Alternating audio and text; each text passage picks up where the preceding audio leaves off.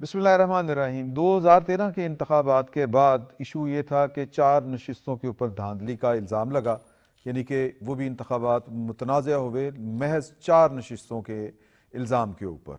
اور اب عالم یہ ہے کہ 2024 کے جو انتخابات ہیں ان کو متنازع بنایا جا رہا ہے۔ کہیں پر کہا جا رہا ہے کہ پنجاب سے ہم نے 155 سیٹیں جیتیں اور ہمیں 55 دی گئیں، اور کہیں پہ یہ کہا جا رہا ہے کہ پورے کا پورا جو نظام ہے وہ سسٹم پاکستان تحریک انصاف کو آؤٹ کرنے کے لیے تھا۔ کبھی 186 نشستیں ہم نے جیتیں، کبھی کچھ، اور دوسری طرف پاکستان مسلم لیگ نون وہ کہہ رہی ہے کہ 100 ارب روپیہ لگا کے ڈیجیٹل دہشت گردی کی گئی، اور 45 کے جو فارم 45 ہے وہ جعلی بنائے گئے اور وہ تقسیم کیے گئے، اسپیشل ویب سائٹس بنائی گئیں، اسپیشل اکاؤنٹس بنائے گئے۔ عجیب و غریب قسم کے الزامات ہیں جو ایک دوسرے کے اوپر لگ رہے ہیں، اور اسی اثناء میں مولانا فضل الرحمان اپنے روایتی حریف یعنی کہ پاکستان تحریک انصاف کی فیور میں باتیں کر رہے ہیں اور ان کے ساتھ ملاقاتیں کر رہے ہیں، حکومت سازی کی باتیں ہو رہی ہیں۔ یہ چل کیا رہا ہے، اس پر ہم گفتگو کریں گے۔ ہمیں لاہور اسٹوڈیو سے جوائن کیا ہے جناب سلمان غنی صاحب نے، آپ کا بہت شکریہ، سعید چوئی صاحب نے، اور اسلام آباد سے ہمیں جوائن کیا ہے سید فیصل شکیل صاحب نے۔ تو سلمان غنی صاحب، یہ جو ساری صورتحال آپ نے تو ماشاءاللہ ایک عمر گزار دی صحافت میں، کئی انتخابات آپ نے ہوتے دیکھے، کئی حکومتیں بنتی اور گرتی دیکھیں، یہ کس لیول کا جو ایک فساد کہہ لیں یا ایک تنازع کہہ لیں یا جو چیزیں متنازعہ بنائی جا رہی ہیں، یہ پہلے کبھی آپ نے اس طرح کے حالات دیکھے ہیں؟ بسم اللہ الرحمن الرحیم۔ عمران صاحب، آپ کا عرصہ صحافت بھی اتنا ہی ہے، ماضی کے اندر بھی جو انتخابات ہوئے ہیں اس میں اس طرح کے الزامات دیکھنے میں آتے تھے۔ آپ نے اپنے ابتدائیہ میں جن 4 حلقوں کا ذکر کیا وہ 4 حلقے بعد میں کھل بھی گئے تھے، اور ایک پہ ضمنی الیکشن لاہور میں ہوا تھا ایاز صادق صاحب کا، علیم خان صاحب کے ساتھ، وہ بھی ایاز صادق صاحب جیتے تھے۔ اصل میں ایشو بنانے کی کوشش کی گئی تھی، اور جیسے آپ نے کہا کہ وہ کہہ رہے ہیں کہ جی پنجاب کی 155 سے، پنجاب کی تو 155 نشستیں ہے نہیں، 141 ہیں۔ دیکھیں، وہ ایک نئی صورتحال کریٹ کرنے کی کوشش کر رہے ہیں، اور وہ اکثریتی پارٹی تھے اور ہیں، وہ تحریک انصاف کے انڈیپینڈنٹس۔ تو جو بندہ اس پوزیشن میں ہوتا ہے تو وہ ذمہ دارانہ طرز عمل اختیار کرتا ہے، وہ سسٹم کا حصہ ہے۔ میں سمجھتا ہوں کہ ان کے اس بات کو سراہنا چاہیے کہ باوجود کہ ان کے پاس نشان ٹیکنیکل بنیادوں پہ نہیں تھا، لیکن انہوں نے انتخابات کا بائیکاٹ نہیں کیا، اور یہ ایک ایسا مرحلہ تھا جس میں ان کے لیے کوئی ریلیف کا بندوبست ہو سکتا تھا، اس لیے کہ وہ اکثریتی پارٹی تھے۔ اب پارلیمنٹ میں جب فیصلہ ہوتا ہے وہ نمبرز کی بنیاد پہ ہوتا ہے۔ 3 بڑی پارٹیز ہیں، 3 میں سے 2 نے مل کے بات کرنی تھی اور آگے چلنا تھا۔ ہوا کیا کہ جب رزلٹس آ گئے تو ایک میسج آیا کہ جی پاکستان مسلم لیگ نون، پیپلز پارٹی اور ایم کیو ایم سے بات نہیں ہو سکتی۔ شاید وہ پارٹی اسی انتظار میں بیٹھی تھی، یہ ایک ہی دن کی کارروائی میں بتا رہا ہوں، پرسوں کی، بالکل صحیح، کہ وہ انتظار میں بیٹھے تھے۔ جب یہ ہوا تو بلاول بھٹو زرداری صاحب نے اپنی پریس کانفرنس میں کہا کہ چونکہ انہوں نے یہ بات مسترد کر دی ہے اور مسلم لیگ نون نے ہمیں یہ آپشن دیا ہے تو ہم یہ ایکسیپٹ کر رہے ہیں۔ اس کا مطلب ان کے اس بات سے 100% یہ ظاہر ہوتا تھا کہ وہ پھر مزاحمتی سیاست کرنا چاہتے ہیں، احتجاجی سیاست کرنا چاہتے ہیں۔ یہ اس وقت کسی طرح پاکستان کے مفاد میں نہیں ہے، اور اب وہ دیگر پارٹی سے بھی رابطہ کر رہے ہیں۔ سب سے دلچسپ صورتحال تو مولانا فضل الرحمان صاحب نے کریٹ کرنے کی کوشش کی ہے، اور مولانا فضل الرحمان تو پاکستان کی نوجوان نسل کو اور پاکستان کے عوام کے سامنے ان کو یہودی ایجنٹ کہتے رہے کہ عالمی ایجنڈے کی تکمیل کے لیے ان کو لانچ کیا گیا ہے، یہ اسرائیل کو تسلیم کرنے والے ہیں، اور جواباً وہ مولانا کو فضلو اور ڈیزل کہہ کے پکارتے رہے۔ اور مجھے یاد پڑتا ہے کہ ایک موقع پہ عمران خان صاحب نے اپنی تقریر میں جنرل باجوہ کے حوالے سے کہا تھا کہ وہ مجھے روکتے ہیں کہ ان کو یہ نہ کہا جائے، لیکن میں پھر کہہ رہا ہوں۔ تو اگر مولانا اور ان کے درمیان کوئی رابطے ہو رہے ہیں تو اس کی آپ کو اور مجھے ضرور تحقیق کرنی چاہیے کہ ایک پارٹی جو ایک انتہا کراس کر رہی تھی ان کے خلاف، آخر کیا وجہ ہے کہ وہ آپس میں مل رہے ہیں۔ دیکھیں، مولانا فضل الرحمان صاحب کی سیاست جو میں جانتا ہوں کہ مولانا تو پی ڈی ایم کے سربراہ تھے، مولانا تو اس تحریک کو انیشیٹ کرنے والے تھے، مولانا تو سب کو اکٹھا کرنے والے تھے، اور مولانا کو 2.5 سال بعد یاد آیا کہ انہوں نے یہ سچ بولنا تھا۔ کہتے ہیں سچ جو وقت پر بولا جائے نا وہی نتیجہ خیز ہوتا ہے, وہی مؤثر ہوتا ہے. 2.5 سال کے بعد انہوں نے یہ بتایا کہ یہ کیسے سارا کچھ ہوا تھا اور اب وہ کیوں کر رہے ہیں. دیکھیں مولانا ایک بڑا رول ہمیشہ چاہتے ہیں. ماضی کے اندر بھی یاد ہے کہ وہ کہتے ہیں, وہ ہارنے والے الیکشن میں بھی کہتے ہیں کہ مجھے پریزیڈنٹ کا کینڈیڈیٹ بنا دیں. اب گستاخی ان بڑی پارٹیز نے یہ کی کہ جب آپس میں معاملہ طے کر رہے تھے تو مولانا کا بیچ میں کوئی رول نہیں رکھا, اور انہوں نے اس کا گلہ بھی کر دیا کہ چودھری شجاعت صاححب کے گھر سارے اکٹھے ہوئے تو وہاں پر بھی ان کو نہیں بلایا گیا. دیکھیں بات یہ کہ معاملات تو نمبرز پہ ہوتے ہیں. مولانا ایوان صدارت کے امیدوار بھی تھے اور ماضی کے اندر ان کی پارٹیز کے ذمہ داران کے بیانات بھی ریکارڈ پہ ہیں, اور انہیں گلہ اور کسی سے نہیں ہے. وہ تو نواز شریف صاحب کو مخاطب کرتے نظر آ رہے ہیں. وہ کہتے ہیں میں شہباز شریف کو ووٹ نہیں دوں گا, لیکن نواز شریف صاحب بھی ہمارے ساتھ اپوزیشن میں بیٹھے ہیں. وہ نواز شریف صاحب کو بھی ساتھ میں لانے کی کوشش کر رہے ہیں, لیکن بڑی پارٹیز جو ہے وہ بڑے فیصلے جو ہے بہت کچھ سوچ سمجھ کے کرتی ہیں. میں سمجھتا ہوں کہ مولانا نے یہ جو کام کیا ہے وہ اپنی ایک حیثیت اور اہمیت قائم رکھنا چاہتے ہیں. کیا پی ٹی آئی آنے والے وقت میں ان کو اپوزیشن لیڈر مان لے گی؟ میرا نہیں خیال. میرا خیال ہے کہ پھر ماضی کے اپنے الائز سے ہی انہیں رجوع کرنا پڑے گا, اور مولانا اپنی تاش اچھی لگانا جانتے ہیں. تو لہٰذا آپ دیکھ نہیں رہے کہ ان کے اس اقدام کی وجہ سے وہ پچھلے 24 گھنٹے میں میڈیا پہ چھائے ہوئے ہیں, اور ہم بھی اس پہ بات کر رہے ہیں, لیکن بات ہوگی نمبرز پہ. دیکھیں شہباز شریف صاحب نے تو سیاسی طرز عمل کا مظاہرہ کیا. انہوں نے کہا جی کہ اکثریتی پارٹی پی ٹی آئی کے انڈیپینڈنٹس ہیں, وہ حکومت بنائیں. وہ اب حکومت نہیں بنا رہے تو پھر یہ آپس میں بنائیں گے. لیکن ایک بات میں ضرور کہوں گا کہ یہ جو کیفیت طاری کرنے کی کوشش کی جا رہی ہے, یہ ملک کے وسیع تر مفاد میں اس کے پیچھے کچھ نہ کچھ ہے ضرور. یہ آپ کو مجھے ڈگ آؤٹ کرنے کی ضرورت ہے. یہ وقت آئے گا, یہ چیزیں جو ہیں جلدی کھل جائیں گی. یہ چیزیں اتنی سادہ نہیں ہوتی. مولانا فضل الرحمان صاحب کی جو پالیٹکس ہے وہ صرف اس بات تک محدود نہیں ہے کہ اگر ان کو کچھ پراپر پوزیشن مل جائیں, چلیں ایوان صدر نہیں تو کچھ اور صحیح, جو بلوچستان میں یعنی پختونخوا کی گورنرشپ ہے دوبارہ ان کو. جی ہاں وہ ہے, اور یعنی وہ چاہتے ہیں کہ پی ٹی آئی کو جتنا حصہ مل رہا ہے, سوری پیپلز پارٹی کو, اس سے ملتا جلتا اگر ان کو مل جائے تو وہ واپس آ سکتے ہیں حکومت میں. یہ دیکھیں مولانا صاحب کی کل جو میٹنگ ہوئی ہے, پی ٹی آئی کے لوگ گئے ہیں وہاں, اسد کیسر, محمد علی سیف وغیرہ. اس کے بعد جو اعلامیہ یا جو پریس کانفرنس ہوئی ہے اس کو فوری طور پہ حمداللہ صاحب نے سمیٹ دیا. سوال جواب نہیں لیے. جو مجھے سمجھ آ رہی ہے کہ مولانا صاحب نے کبھی ہاتھ نہیں پھڑایا. انہوں نے اس حد تک رہے ہیں کہ جناب دھاندلی ہوئی ہے, دونوں کا اتفاق ہوا ہے. کوئی مشترکہ تحریک کی جو بات ہے یہ مجھے سمجھ نہیں آتی کہ کوئی مل کر تحریک چلائیں گے, کیونکہ مولانا صاحب آج احتجاج کر رہے ہیں, وہ کل کر رہے ہیں, اکٹھا کوئی احتجاج کرنے کا پروگرام نہیں ہے. اور دوسری بات یہ ہے کہ یہ دھاندلی کیسی دھاندلی ہے, کس پہ الزامات ہیں. مولانا صاحب یہ کہہ رہے ہیں, اور جو گرینڈ ڈیموکریٹک الائنس کا آج بڑا جلسہ ہوا ہے کٹ ہوا وہاں پہ, وہ بھی وہاں پیر صاحب پگاڑا صاحب جو ہیں وہ کہہ رہے ہیں کہ جناب یہ پیسے دے کے رزلٹ تبدیل کیے گئے ہیں. یعنی کہ نہ کسی الیکشن کمیشن پہ الزام لگایا جا رہا ہے, نہ کسی اور ادارے پہ الزام لگایا جا رہا ہے. یہی بات مولانا صاحب کہہ رہے ہیں کے پی میں, کہ کے پی میں یہ ہوا.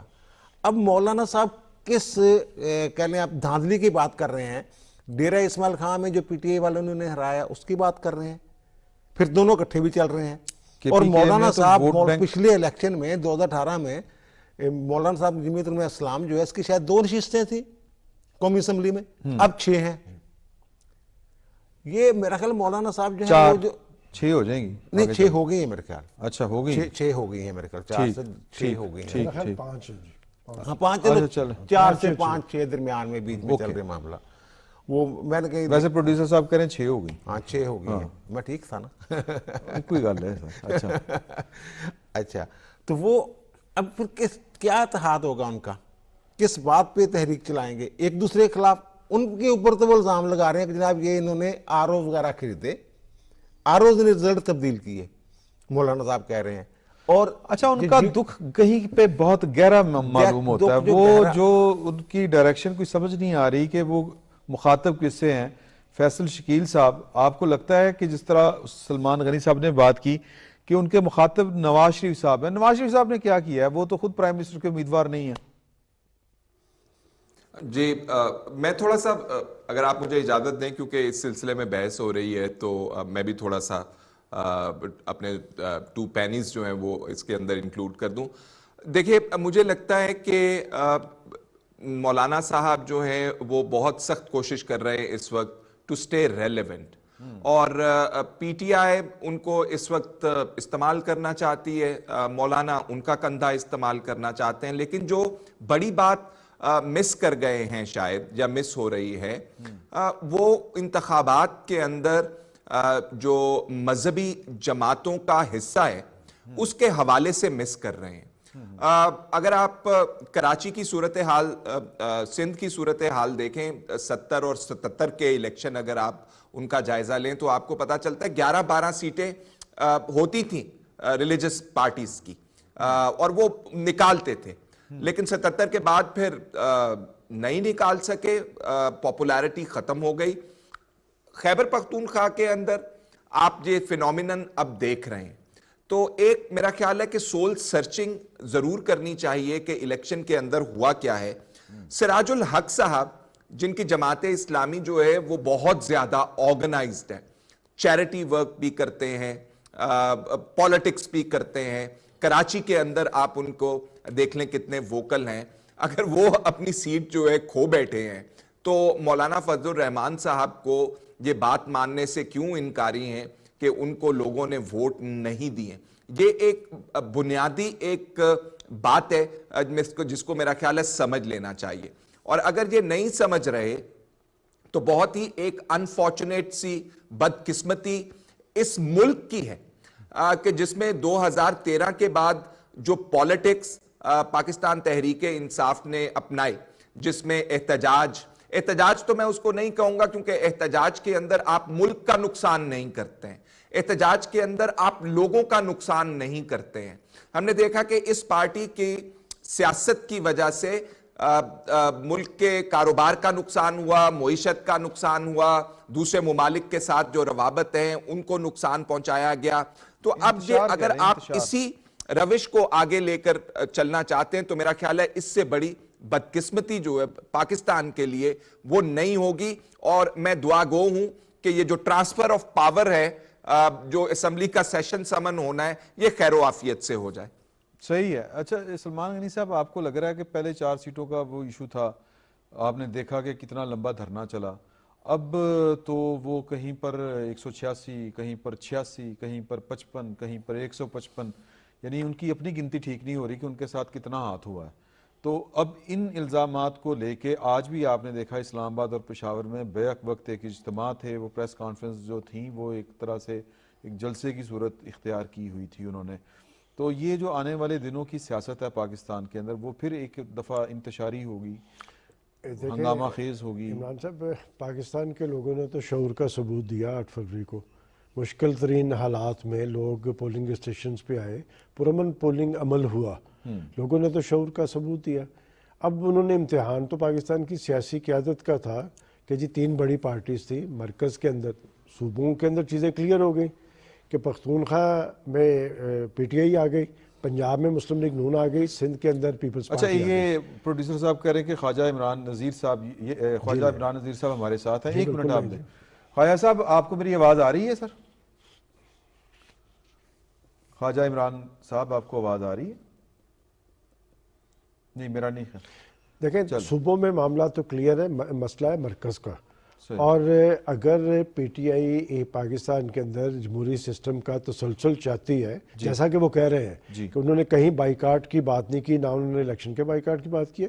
ایک طرف آپ دیکھیں کہ وہ فارم 45 پہ وہ متعلقہ اداروں سے بھی رجوع کیا ہوا ہے، دوسری طرف وہ احتجاج کی بات کر رہے ہیں، اور 9 مئی کے احتجاج کے بعد عمران صاحب اب وہ اس پوزیشن میں نہیں رہے کہ جو وہ چاہتے ہیں۔ دیکھیں، ایک شخص جیل میں بند ہے، اور ماضی کے اندر نواز شریف صاحب بھی جیل کے اندر بند رہے ہیں، اور سیاسی لیڈرشپ جو ہوتی ہے وہ تو راستہ بنانے کی کوشش کرتی ہے، اور میں سمجھتا ہوں کہ یہ جو الیکشن کے رزلٹس تھے اس میں مجھے خان صاحب کے لیے راستہ بنتا نظر آ رہا تھا، لیکن وہ ایک طرز عمل ایسا اختیار کرنا چاہ رہے ہیں اور ایسے لوگوں کے ساتھ مل کے کرنا چاہ رہے ہیں جس میں پاکستان کے اندر ان انتخابات کے نتیجے سے پاکستان غیر مستحکم ہو، یہاں پر فس کریٹ کیا جائے۔ یہ سلسلہ چلے گا نہیں۔ اب وہ 9 مئی کے واقعات کے بعد اگر کوئی یہ سمجھتا ہے کہ وہ پاکستان کے اندر بڑی صورتحال کریٹ کر لے گا تو اس شہر میں سے خیر کا پہلو یہ نکلا ہے کہ اب پاکستان کے سیکورٹی ادارے جو ہیں بڑے الرٹ ہیں چونکہ انہیں یہ نہیں پتا تھا کہ پاکستان کے اندر سے بھی کبھی ایسے ہو سکتا ہے، چونکہ پاکستان کی سیاسی تاریخ میں پاکستان کی پولیٹیکل لیڈرشپ ڈکٹیٹرشپ کو چیلنج کرتی تھی، اس کے رول کو چیلنج کرتی تھی. یہ کبھی ایسے نہیں ہوا تھا کہ ریاست یا ریاستی اداروں پہ لوگ حملہ آور ہوں، تو اب ایسے نہیں ہو سکے گا. میں اب بھی سمجھتا ہوں کہ جو وہ کرنا چاہ رہے ہیں خان صاحب، اپنی اس سیاست جس طرف لے جانا چاہ رہے ہیں، نہ ان کے اراکین اسمبلی کا یہ فائدہ ہوگا نہ ان کے کارکنوں کا، کہ وہ اپنے کارکنوں کو یا اراکین اسمبلی کو اگر اپنی سیاست کی آگ کا ایندھن بنانا چاہتے ہیں تو اس میں نقصان در نقصان ہے. میں آپ سے یہ سوال کرتا ہوں کہ اگر وہ قومی اسمبلی سے عدم اعتماد کے آئینی عمل کے بعد ریزائن نہ دیتے تو کیا اس وقت کی حکومت زیادہ دیر چل سکتی تھی؟ کیا ان کے پاس 2 صوبوں کی اسمبلیاں نہیں تھیں، 2 صوبوں کے اندر حکومتیں تھیں؟ آپ نقصان در نقصان کرتے چلے جا رہے ہیں. یہ باتیں تو پرویز الہی صاحب سمیت ہر میں سمجھتا ہوں کہ کس نے نہیں، آپ پرویز الہی، میں 10 بندوں کے نام یہاں لے سکتا ہوں چونکہ اس لیے مناسب نہیں ہے. میں ایک آدمی کا نام لے دیتا ہوں چونکہ وہ اسمبلی سے باہر ہے. سبطین خان پنجاب اسمبلی کا اسپیکر تھا، مجھے انہوں نے فون کر کے کہا کہ ان کو پتہ نہیں کہ اس میں ہم لوزر ہوں گے اپنی اسمبلی کے توڑ کے. تو میں ایسے 10 بندے مرکزی سطح پہ نام لے سکتا ہوں. انہوں نے کہا جی وہ کسی کی بات ماننے کے لیے تیار ہی نہیں ہے. لہٰذا اب آج کا پاکستان بڑا مختلف پاکستان ہے. اگر وہ یہ سمجھ رہے ہیں کہ جی وہ اس طرح کوئی کسی کو ٹاپل کر لیں گے یا حکومت پہ اثر انداز ہو پائیں گے، اس طرح نہیں ہے. لیکن عمران صاحب، ہم لوگ سارے پولیٹیکل رپورٹنگ کرتے رہے ہیں. میں سمجھتا ہوں کہ اس ساری صورتحال میں سے ایک ڈائیلاگ، نیشنل ڈائیلاگ ہونا چاہیے. اس میں یہ ہمیں تسلیم کرنا چاہیے کہ ان کی پارٹی ایک اکثریتی پارٹی ہے. یہ ڈائیلاگ کی جگہ جب سے ڈیڈ لاک آیا نا، اس کا نقصان کسی پارٹی کو ہوا ہو یا نہ ہوا ہو، پاکستان کو ضرور ہوا ہے، پاکستان کی معیشت کو بھی ہوا ہے. بالکل ٹھیک ہے. دیکھیں، راستہ جس طرح سلمان صاحب نے کہا نا کہ راستہ بنانے کا نام سیاست ہوتا ہے. راستہ تو بنتا تھا کہ ایسی پارٹی کے ساتھ بات کی جاتی کہ پی ٹی آئی کے جو انڈیپینڈنٹ حمایتی یافتہ جو لوگ ہیں ان کے ساتھ مل کے نمبر گیم پورا کیا جائے، 134 یا جتنے بھی وہ بنتے ہیں. تو انہوں نے بات چیت کا دروازہ کھولا ہے مولانا صاحب کے ساتھ، جن کے ساتھ پاس ہیں 4 سیٹیں. تو وہ چاہ کیا رہے ہیں؟ میں صرف یہ تھوڑا سا چاہ رہا ہوں کہ ذرا ہم تھوڑا سا اپنے ناظرین کو بتائیں کہ وہ جو چیئرمین پی ٹی آئی ہے نہیں مولانا کی بات نہیں، شاید دوسرے میں دوسری پارٹی کی بات کر رہا ہوں، پی ٹی آئی والوں کی بات کر رہے ہیں. یہ دیکھیں ان کا جو اب سیاسی کیریئر دیکھ لیں جتنا بھی ہے، محاذ آئی اور حکومت سے باہر بھی محاذ رہی، حکومت کے اندر بھی محاذ رہی. کبھی آپ دیکھیں کہ استحکام پاکستان کی بات ہو رہی ہو، سب متفق ہوں، یہ اس میں شامل ہوئے ہیں. کبھی نہیں ہوئے. ان کا ریکارڈ ہے. یہ کہتے ہیں میں چور ڈاکو چوروں کے ساتھ بیٹھوں، ڈاکوں کے ساتھ بیٹھوں، یہی بیانیہ بنایا اور اسی بیانیے کو بہانہ بنا کے یہ قومی دھارے میں کبھی شامل ہی نہیں ہوئے. یہ 35 پینکچر وہ الزام، وہ تو ایک سیاسی بیان تھا. اور جو ان کے چاہنے والے ہیں وہ اندھے مقلد ہیں میرے خیال میں. اور دوسری بات جو ایاز صادق والی بات کی تھی، سوری میں معافی چاہتا ہوں، اس کو تھوڑی میں آگے بڑھا دوں. اسی وقت 4 حلقوں والی جو بات تھی، وہ سپریم کورٹ میں کمیشن بنا تھا اور باقاعدہ قانون بنا تھا کہ کمیشن جو فیصلہ کرے گا اس کو مانا جائے گا. بھائی صاحب نے پھر بھی نہیں مانا. اور ایاز صادق صاحب اپیل میں گئے تھے، لیکن بعد میں انہوں نے رضاکارانہ طور پہ یہ کہا تھا نا میں اتنا مقابلہ کرتا ہوں تو، اور پھر وہ جیتے تھے. اور جو ہوتا ہے نا نارکسٹ، اس کی ایک یہ ہے کہ وہ ایسی شرط رکھتا ہے کہ جو پوری نہیں ہو سکتی. اب یہ دیکھیں ان کی طرف سے یہ باتیں ہو رہی ہیں، ایک ایسا مطالبہ کر رہے ہیں جو ہو ہی نہیں سکتا. لیکن صدر کیونکہ ان کی پارٹی کے ہیں، وہ مطالبہ پورا بھی کر سکتے ہیں. کیا اب ٹی وی چینل پہ بیٹھ کے سردار لطیف کھوسہ جو سپریم کورٹ کے سینئر وکیل ہیں جی، وہ یہ کہہ رہے ہیں کہ ہم کیونکہ اکثریتی پارٹی ہیں اس لیے صدر کو ہم نے یہ کہا ہے، یہ مطالبہ کیا ہے. ملاقات کر کے ایسے نا یہ لوگ کچھ دن پہلے صدر سے ایک وفد گیا تھا پی ٹی اے کا کہ جناب آپ ہمیں حکومت سازی کی دعوت دیں. وہ تو دے ہی نہیں سکتے نا، وہ دے ہی نہیں سکتے. اچھا یہی میں بات کر رہا ہوں جی، یہی انتشار ہے. انہوں نے دعوت دے دینی ہے، یا دے دیں گے یا کوئی گول مول سا کام کر دیں گے یا کوئی سپیکر کو لکھ دیں گے. نہیں چلیں میں یہ بات کر رہا ہوں پہلے جو کام کیے ہیں انہوں نے. پہلے جو لیٹر اگر آپ اجازت دیں مجھے، میں فیصل شکیل صاحب سے ذرا پوچھ لوں کہ فیصل شکیل صاحب، پاکستان تحریک انصاف کا ٹارگٹ کیا آپ کو لگتا ہے؟ یہ وہ چاہ کیا رہے ہیں کہ حکومت بنانا نہیں چاہتے کیونکہ 2 ایسی پارٹیاں ہیں، وہ کہتے ہیں کہ ہمارا اصولی اختلاف ہے، تو پھر کرنا کیا ہے؟ دیکھیے وہ انگریزی میں کہتے ہیں کہ مائی وے اور دا ہائی وے. تو اس وقت جو بانی پی ٹی آئی ہیں ان کا بیانیہ یہ ہے، اور یہ بھی بیانیہ ہے کہ مجھے باہر نکالیں اور تمام کا تمام جو مینڈیٹ ہے وہ میرا ہے. میں آپ کو ایک چھوٹی سی بات بتانا چاہتا ہوں. نہیں وہ تسلیم کس طرح کیا جائے گا؟ جس تسلیم تو اب سڑکوں کے اوپر اگر آپ نے آ کے بیٹھنا ہے یا پارلیمان کے اندر آپ نے بیٹھنا ہے اس کا فیصلہ اس طرح ہوگا. لیکن جو مجھے نظر آ رہا ہے اگر فضل الرحمان صاحب ساتھ ملتے ہیں، آپ نے پگاڑا صاحب کی آج باتیں سن لیں جام شوروں کے اندر، تو سیڈز موجود ہیں کافی سارے کہ ملک کو پھر اسی حالت کے اندر لے کر آیا جائے جو 2013 کے اندر لے کر آئے تھے. دیکھیے جس دن یہ احتجاج کی، محاذرائی کی سیاست پاکستان تحریک انصاف چھوڑ دے گی، اس دن پاکستان تحریک انصاف اپنی پاپولیرٹی بھی کھو دے گی. میں آپ کو یہ کہتا ہوں، یہ طرز سیاست جس طرز سے سیاست کے اوپر یہ پارٹی بنی ہوئی ہے وہ طرز سیاست احتجاج کا ہے، وہ توڑ پھوڑ کا ہے، اور اسی طرف لے کر جانا چاہتے ہیں اور ان سے بینیفٹ ڈرا یہ کرنا چاہتے ہیں کہ جو ان کے مقدمات ہیں، جو ان کے خلاف کارروائی ہے اس کو ختم کریں، ایبسولوٹ میجورٹی ان کے پاس ہو. نہیں تو پاکستان کو نہیں چلنے دیا جائے گا، نہیں تو اس پارلیمان کو نہیں چلنے دیا جائے گا. اور میرے خیال میں اتنے جید سیاستدان ہیں، یہ پارلیمان کے اندر بیٹھ کے بات کریں، پارلیمانی طریقہ اختیار کریں. آپ نے ابھی تقریباً $28 بلین کی رقم جو ہے وہ واپس کرنی تھی، جس میں سے کچھ واپس کر دی ہے اور کچھ رول اوور ہو گیا ہے. پھر بھی آپ کو $10 بلین واپس کرنا ہے. اب یہ جو حکومت بنے گی اس کی یہ ذمہ داری ہوگی. تو یہ کس طرف ملک کو لے کر جانا چاہتے ہیں؟ پہلے ہی ہم نے بہت زیادہ انتشار کی وجہ سے پاکستان کے اندر جو بزنس کا، جو معیشت کا حال دیکھ رہے ہیں ہم، جو ہو چکا ہوا ہے، مزید ہم متحمل نہیں ہو سکتے جس قسم کی محاذرائی کی، جس قسم کی سیاست کی تیاری کی جا رہی ہے. بالکل صحیح، یعنی کہ ملک اب متحمل نہیں ہو سکتا اس طرح کا کہ سیاسی عدم استحکام ہو اور وہ جو زیادہ معیشت کو نقصان پہنچائے. فیصل نے جو بات کی ہے، ایک وہ بریک بات- لے لیں. ہاں ایک بریک لے لیں، تو بریک کے بعد آ کے آپ ہی سے بات کا آغاز کریں گے. ایک چھوٹا سا وقفہ لیتے ہیں جی.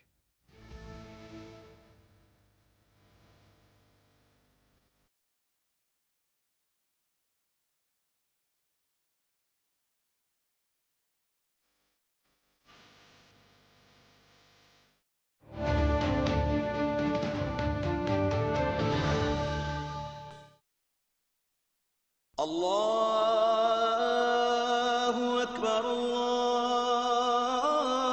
الله أكبر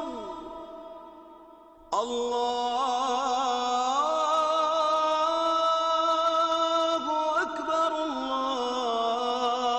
الله أكبر أشهد أن لا إله إلا الله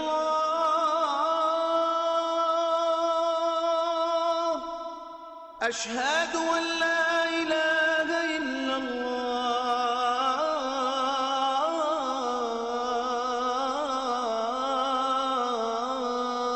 الله أشهد أن محمدا رسول الله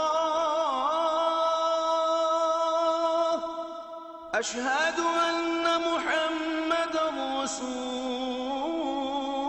الله حي على الصلاة حي على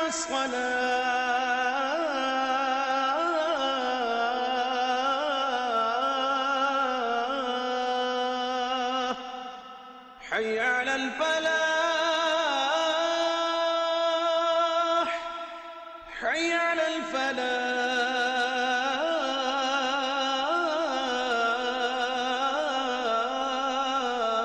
الفلاح الله أكبر الله أكبر لا إله إلا الله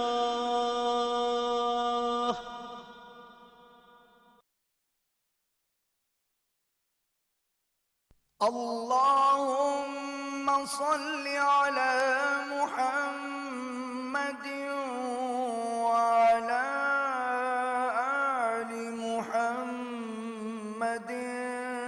كما صليت على إبراهيم وعلى آل إبراهيم إنك حميد مجيد.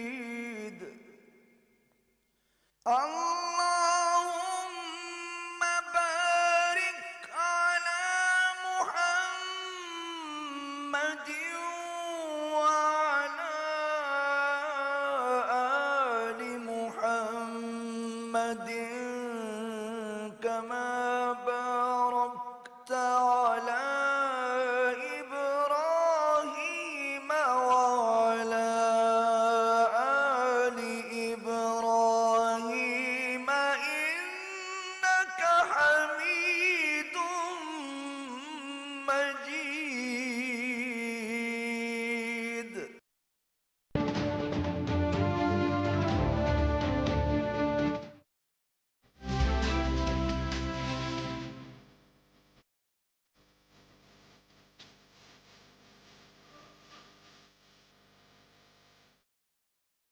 بریک سے پہلے سلمان غنی صاحب آپ کچھ بات جی کرنا چاہ رہے کہ فیصل معاشی صورتحال کی بات کر رہے تھے. دیکھیں میں سمجھتا ہوں کہ یہ ادراک بہت پہلے سے ہو گیا تھا، اسی لیے وہ SIFC کا پلیٹ فارم جو ہے فعال کیا گیا ہے، جس میں پاکستان کی الیکٹڈ لیڈرشپ بھی ہے، جی پاکستان کی عسکری لیڈرشپ بھی ہے، کہ کچھ فیصلے اب یہ ان کا استحقاق ہے کہ وہ فیصلے کریں گے، اس لیے کہ پاکستان کے اہل سیاست کی سنجیدگی کا ادراک انہیں تھا.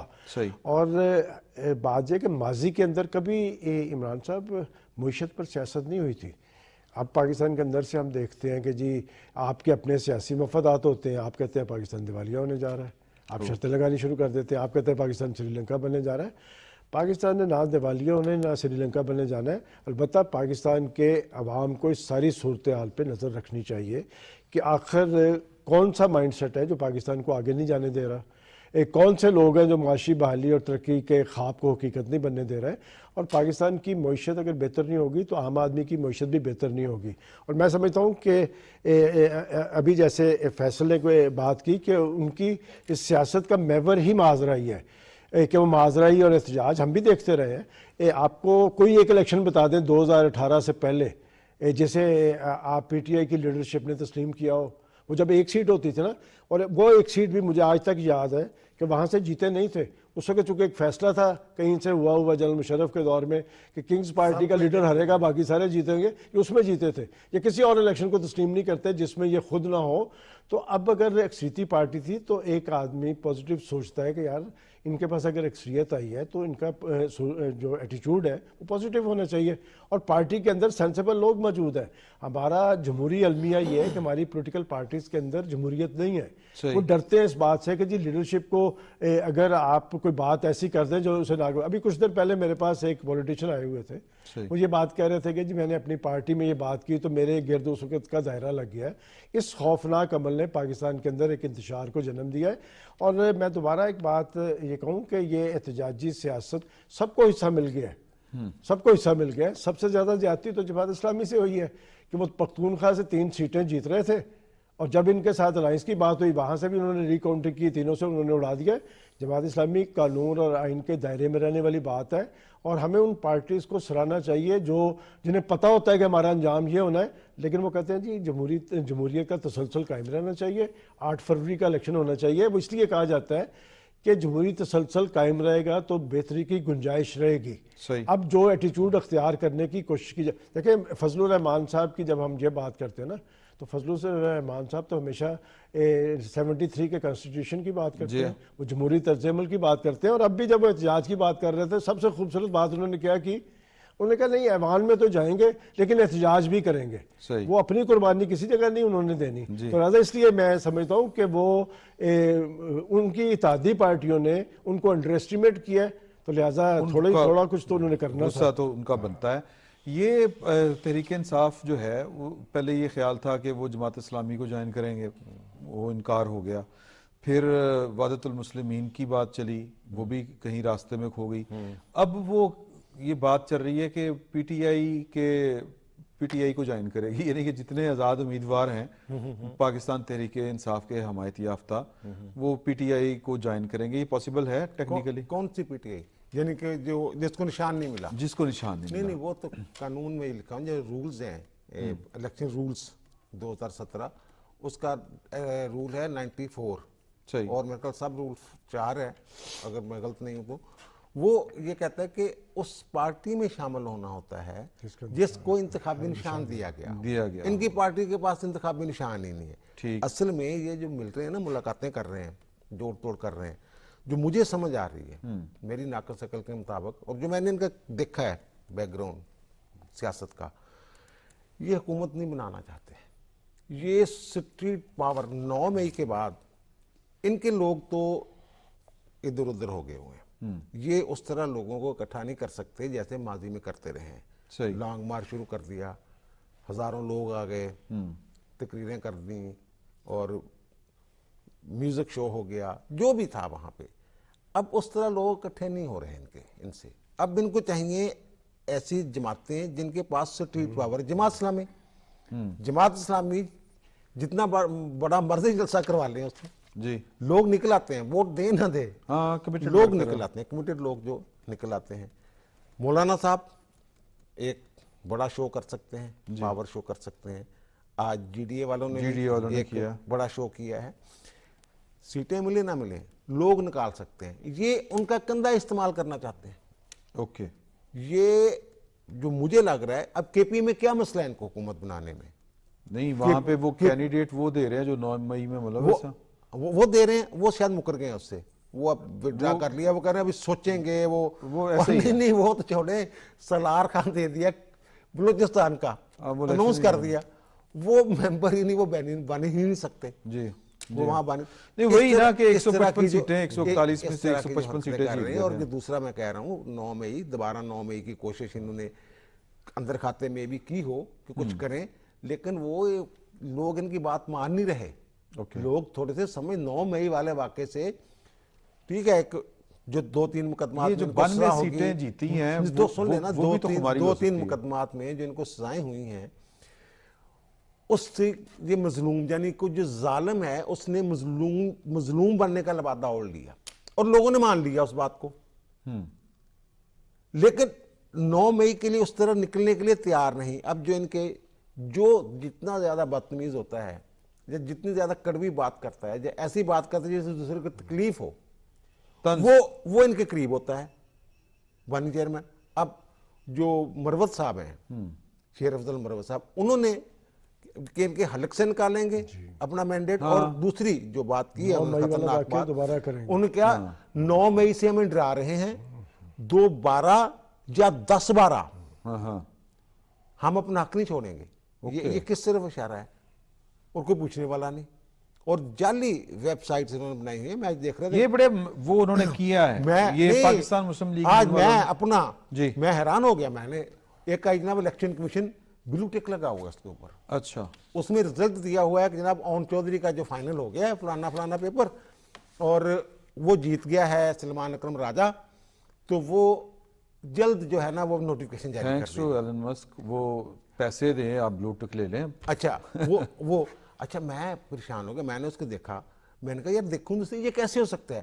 اس پہ 30,000 جو ہیں وہ تھے اس کے ویور, نہیں سبسکرائبر, کیا ہوتے ہیں ان کے فالوور.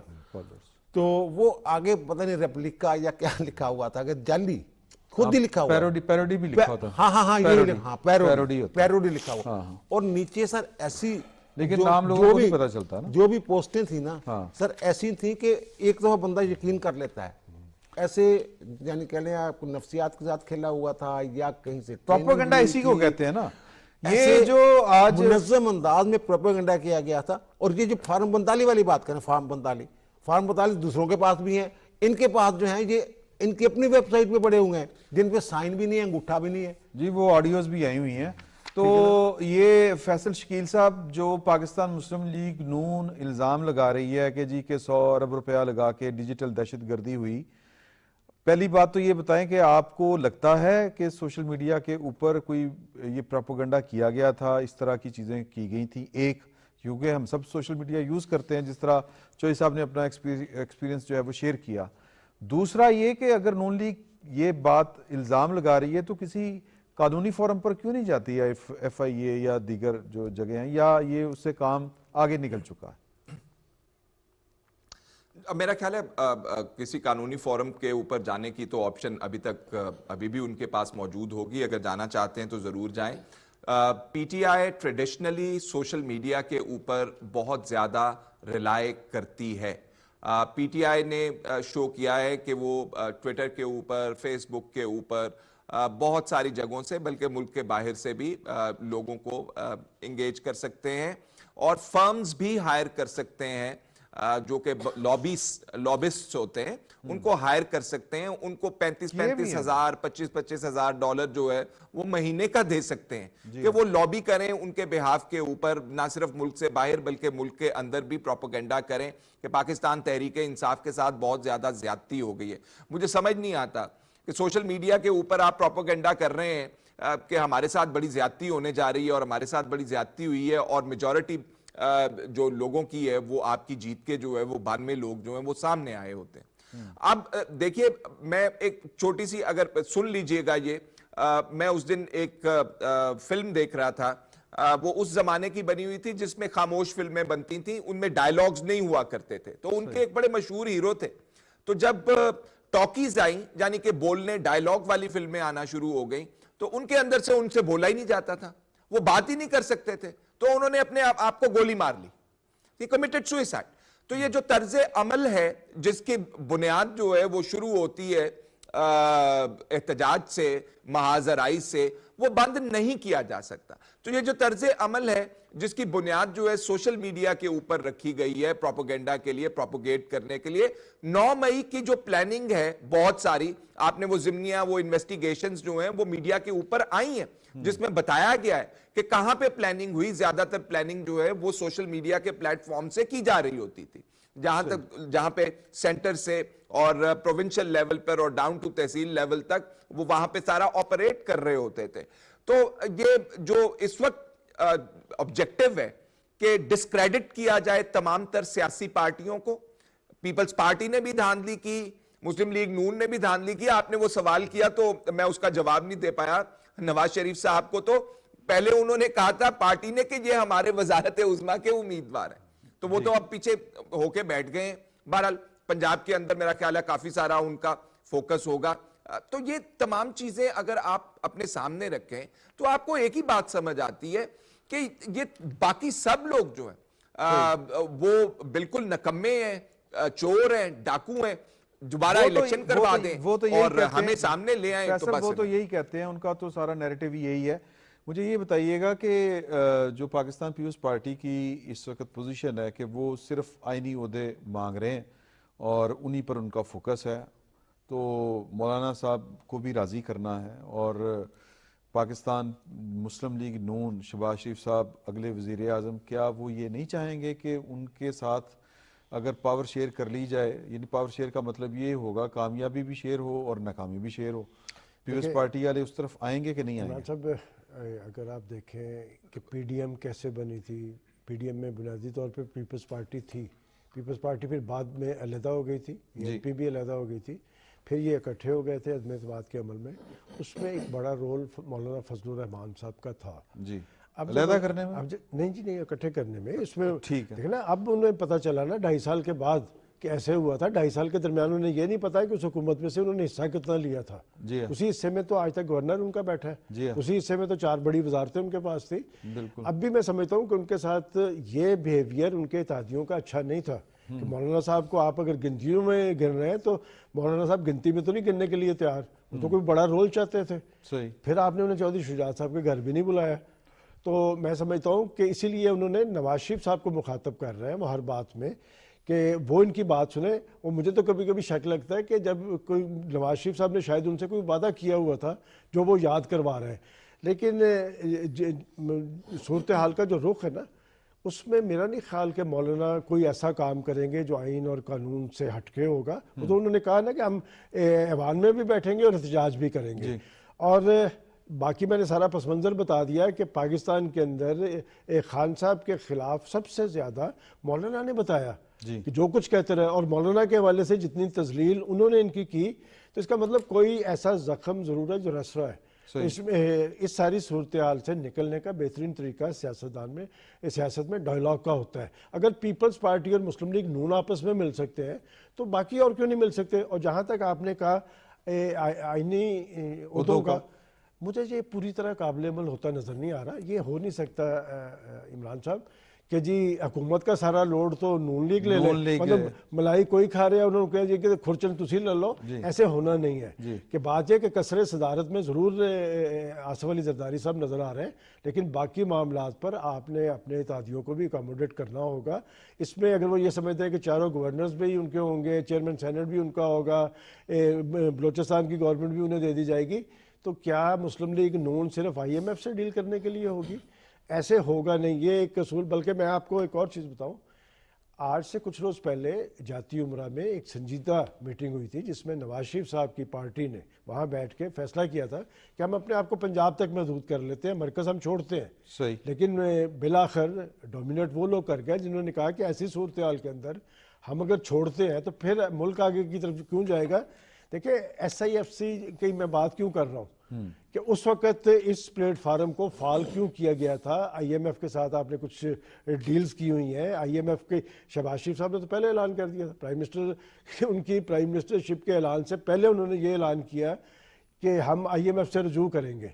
تو اس کا مطلب شہباز شریف صاحب کو پتہ ہے، اور میں بار بار آپ کے پروگرام میں کیوں کہا کرتا تھا کہ شہباز شریف صاحب نیکسٹ پرائم منسٹر بھی ہیں، یہ تسلسل ہے ان معاملات کا، لیکن یہ چلے گا تب جب سب ملیں گے، اور سب کو ملانے کی ذمہ داری اپوزیشن کی نہیں ہوتی، اس میں پرائم منسٹر کو ہی بڑا رول ادا کرنا پڑتا ہے۔ اور بلاول صاحب کہہ رہے تھے کہ ایوان صدر کا مکین کوئی ایسا آدمی ہونا چاہیے جو سب کو ساتھ لے کے چلے۔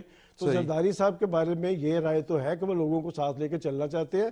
میں سمجھتا ہوں کہ معاملات ڈائیلاگ کے ذریعے حل ہوں گے، نیشنل گورنمنٹ نہیں بنانی تو نیشنل ڈائیلاگ ضرور کریں، نیشنل ڈائیلاگ ضرور کریں۔ اور اس کے لیے آپ کو لگتا ہے چوہی صاحب کہ جو قومی اسمبلی کے اندر لوگ بیٹھیں گے جو فی الوقت انڈیپینڈنٹ ہیں وہ اپنے طور پہ بھی کچھ سوچیں گے، یعنی ڈکٹیشن لینے کے بجائے یا کسی کا ڈسپلن فالو کرنے کے بجائے، یا چیزیں گڑبڑ ہی رہیں گی پارلیمنٹ کے اندر بھی اور باہر بھی؟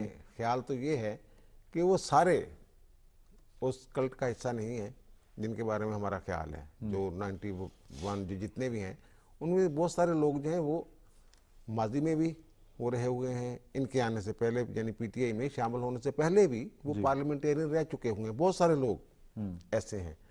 تو وہ میرے خیال اس طرف نہیں جائیں گے کہ ملک جو ہے وہ بھی نیشنل ڈائیلاگ کی بات اندر خاتے سارے ہی کر رہے ہیں، ان کے لوگ جو نئے آنے والوں کی بات نہیں میں کر رہا، صحیح، یہ جو اچانک نکلے ہیں ان کی بات نہیں کر رہا میں، وہ جو پرانے ان کے لوگ ہیں وہ اب بھی یہ اندر کھاتے یہ بات کرتے ہیں۔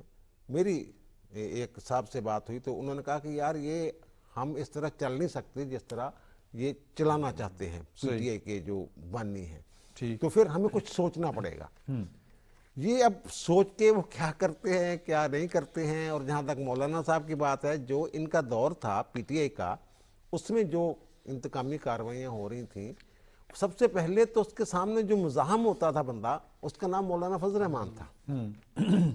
وہ کوئی قانونی معاملہ ہو، سڑکوں پہ آنے کا معاملہ ہو، تحریک کا معاملہ ہو، دھرنے کا معاملہ ہو، جو بھی تھا وہ مولانا صاحب تھے۔ اب مولانا صاحب سے اگر اس وقت کوئی وعدے کیے گئے تھے اور جس صاحب نے کیا تھا کوئی وعدہ ان کے ساتھ، اور وہ خود اس پوزیشن میں نہیں ہے کہ وہ وعدہ پورا کر سکے، پھر مولانا صاحب جو یہ بات کر رہے ہیں کہ جناب آپ نے میرے ساتھ وعدہ کیا تھا، وہ تو کہتے ہیں پوزیشن میں بیٹھے ہمارے ساتھ، نہیں ہاں وہ یہی تو بات کر رہا ہوں۔ تو پھر ٹھیک ہے چھوڑیں، آپ بھی آئیں، سارے اپوزیشن میں جائیں گے تو پھر اپوزیشن کس طرح چلے گا؟ نہیں میرا خیال جو فیصلہ کیا اگر جنہوں نے جاتی عمرہ والی بات کی ہے، جی وہ یار ملک کے مفاد میں کسی نہ کسی نے کچھ نہ کچھ قربانی دینا ہوتی ہے۔ پہلے بھی انہوں نے قربانی دی، وہ 16 ماہ والی جو بات کی جاتی ہے، سارا گند جو ہے ان کے اوپر آ گیا، سارا ملبہ ان کے اوپر ڈال دیا گیا۔ ایون ان کے جو اتحادی تھے، سب سے بڑے اتحادی پیپلز پارٹی والے، انہوں نے تو کمپین ہی اس بنیاد پہ کی۔ لیکن میرا خیال ہے کہ سیاستدان ہمارے اتنے وہ کہہ رہے کیا کہتے ہیں کہ وہ میچور نہیں ہے. نہیں میرا خیال ہے کہ جو تاثر ہے کہ میچور نہیں, وہ میچور ہیں, وہ کسی نہ کسی نتیجے پہ پہنچ جائیں گے, اپنی میچورٹی شو کر دیں گے. مجھے یہ لگ رہا ہے کہ اللہ نہ کرے کوئی ایسا معاملہ نہیں ہے گڑبڑ والا کہ جناب یہ بالکل ہی چیزیں ایک بندے کے ہاتھ میں چلے گئے. ٹائم بہت تھوڑا رہ گیا. میں فیصل شکیل صاحب سے پوچھوں. فیصل شکیل صاحب, سب چیزیں ٹھیک ہوتی نظر آ رہی ہیں آپ کو؟ دیکھیے, جس بنیاد کے اوپر ہم گفتگو آج کر رہے ہیں وہ پاکستان تحریک انصاف اور مولانا فضل الرحمان صاحب کے درمیان بات چیت اور احتجاج کے حوالے سے ہے. اگر تو یہ معاملہ کسی اصول کا ہے, اگر تو یہ معاملہ کسی ضابطے, قاعدے اور قانون کا ہے, تو پھر مولانا فضل الرحمان صاحب کو کھڑے رہنا چاہیے. پھر ان کو نہ آصف علی زرداری صاحب کی بات ماننی چاہیے, نہ نواز شریف صاحب کی بات ماننی چاہیے, نہ کوئی آئینی عہدہ قبول کرنا چاہیے, اور انہیں دودھ کا دودھ اور پانی کا پانی اس ملک کے اندر ہونا چاہیے. ہم بھی دیکھنا چاہتے ہیں کہ کیا مولانا فضل الرحمان صاحب نے جو سٹانس لیا ہے کہ وہ کیا واقعی اصولی سٹانس ہے. اگر ہٹ گئے تو پھر اصول تو گیا بھاڑ میں نا, پھر تو وہ نالے میں گیا اصول. یہ مشکل راستہ بتا رہے ہیں اب. اچھا, آخری بات میں آپ سے پوچھ لوں سلمان غنی صاحب, یہ سننے میں آ رہا ہے کہ گورنر پنجاب کے لیے رانا ثناء اللہ صاحب کا نام ہے, آپ کو لگتا ہے؟ آپ نے یہ کہا ہے, میں نہیں سمجھتا کہ اگر تو نون لیگ کا گورنر ہے تو اس سے اچھا گورنر ان کے پاس ہو نہیں سکتا. اور یہ واحد گورنر ہے, آپ پیپلز پارٹی والوں سے پوچھ لیں یا کسی اور سے, سب اس کی کریڈیبلٹی کا اعتراف کرتے ہیں. اور پھر آپ کو یاد ہوگا یہ وہی گورنر ہے جس نے پرویز الہی سے بھی حلف لیا تھا. وہ سینسیبل آدمی ہے, شریف آدمی ہے. میرا نہیں خیال کہ نواز شریف کا نومینی گورنر اس طرح چینج کر کے وہاں پر رانا ثناء اللہ صاحب کو, رانا ثناء اللہ صاحب ان کے لیے ایسٹ ہے, انہیں کسی اور جگہ پہ استعمال کیا جا سکتا ہے. آپ کا بڑا شکریہ سید جوئی صاحب, آپ کا بھی, اور فیصل شکیل آپ کا بھی. تو کل انشاءاللہ آپ کی خدمت میں دوبارہ حاضر ہوں گے. یقیناً نئی خبریں ہوں گی اور نئی ڈیولپمنٹس ہوں گی. فی الوقت اتنا ہی, بہت بہت شکریہ.